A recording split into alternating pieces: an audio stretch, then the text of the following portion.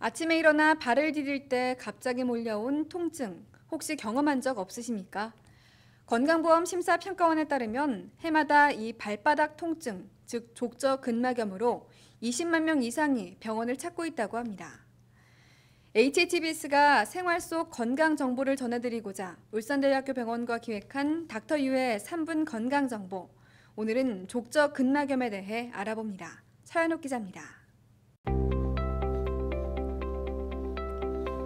봄철 활동량이 많아지며 갑자기 발바닥의 통증을 호소하는 이들이 늘고 있습니다.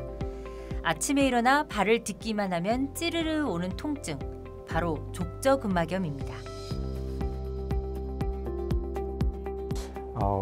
족저근막이라고 하면 이 발 뒤꿈치 쪽에서 이 앞쪽 방향으로 뻗쳐져 있는 섬유성 근막이라고 생각하시면 됩니다. 그런데 이제 저희가 발을 이렇게 딛고 살아가기 때문에 이 발바닥의 족저근막을 이렇게 당겨지는 이런 힘이 작용하고요. 그다음에 직접적인 충격이 닿게 되겠죠. 그래서 이런 반복적인 아주 자그마한 미세 손상들이 반복돼서 일종의 약간의 흠집이 나고 손상이 되는 그런 것이기 때문에 일반적인 염증성 질환이라기보다는 과사용 증후군이라고 생각하시는 게 낫습니다. 족저근막염은 과도한 달리기나 점프 등 갑자기 무리한 운동을 할 경우 발생할 확률이 높다고 합니다. 평발이거나 아킬레스건이 짧아져 있으면 더 잘 발생한다고 합니다. 가장 흔하게 호소하는 증상은 발을 안 딛고 있다가, 그러니까 예를 들면 자고 있다가 아니면은 오랫동안 앉아 있거나 그렇다가 갑자기 서서 걸었을 때 초반에 그 통증이 찾아오게 됩니다. 그러면서 조금 걷다 보면 또 이 통증이 풀리는 게 특징적인 증상입니다. 무조건 발에 통증이 있다고 해서 족저근막염은 아닙니다. 실제로 족저근막염을 진단받았다고 여러 치료를 받다가 온 이들 중엔 족저근막염과 다른 질환을 진단받는 경우도 있는데요.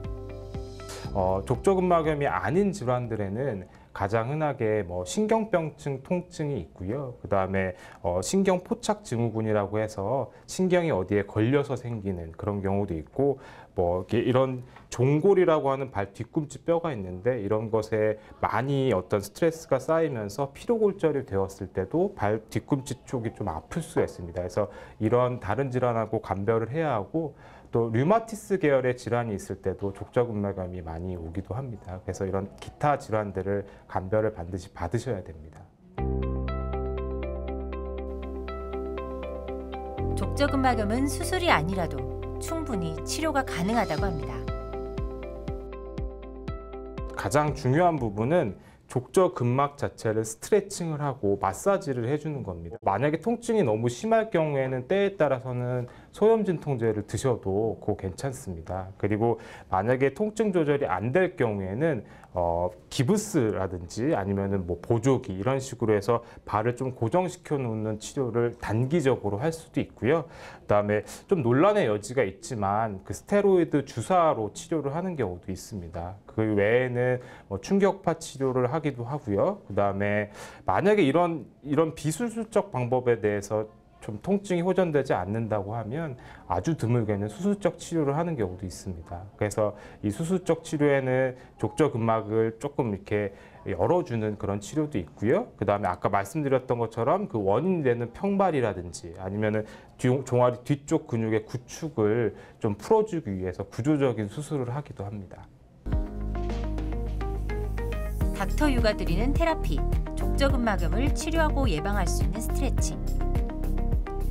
발가락을 뒤로 당겼을 때 튀어나온 근육을 손으로 마사지하면 족저근막염 치료에 도움이 되며, 족저근막염을 예방하려면 벽에 두 팔을 기대고 양쪽 아킬레스건을 늘려주면 됩니다.